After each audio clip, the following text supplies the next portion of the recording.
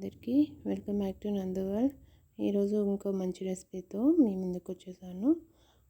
బీరకాయతో ఎప్పుడూ చేసే విధంగా కాకుండా ఒక్కసారి నా స్టైల్లో చేసి చూడండి.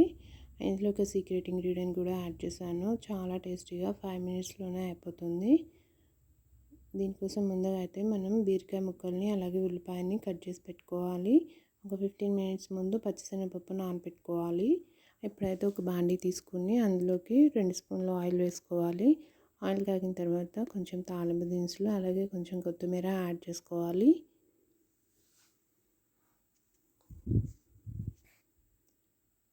తాలింపు వేగిన తర్వాత ఇందులో ముందుగా కట్ చేసి పెట్టుకున్న కూరగాయ ముక్కల్ని కూడా వేసుకోవాలి. ఇప్పుడు వీటన్నిటిని ఒకసారి కలుపుకుందాం. కలుపుకున్నాక ఒక 5 మినిట్స్ మూత పెట్టుకుని ఈ కూరగాయ ముక్కల్ని బాగా మగ్గనివ్వాలి. 5 మినిట్స్ తర్వాత ఇందులోకి మనం ముందుగా నానబెట్టి పెట్టుకున్న పచ్చిశనగపప్పును కూడా యాడ్ చేసుకొని బాగా కలుపుకోవాలి. ఇప్పుడు ఇంకో 5 మినిట్స్ వీటిని మగ్గనిద్దాం. ఒక 5 మినిట్స్కి చూసుకుంటే ఇవి ఆల్మోస్ట్ కూర అనేది మగ్గిపోయింది.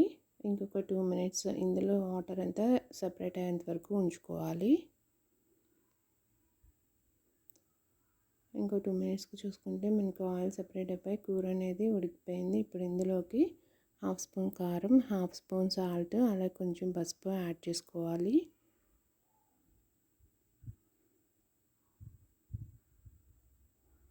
ఇప్పుడు ఇవి కూరకు పట్టేలాగా ఒకసారి కలుపుకుని ఇంకో 2 మినిట్స్ మూత పెట్టుకుని కూరని ఉడకనివ్వాలి.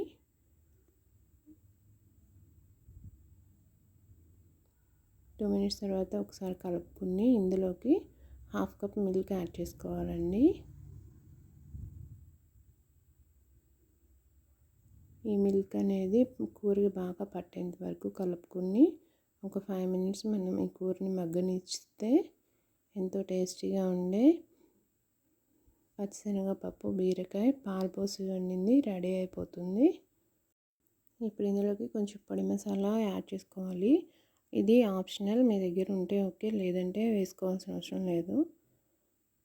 ఇప్పుడు ఒకసారి కలిపేసుకుంటే మనకి ఎంతో టేస్టీగా ఉండే బీరకాయ పచ్చిశనగపప్పు పాలుపోసి వండిన కూర అనేది రెడీ అయిపోతుంది.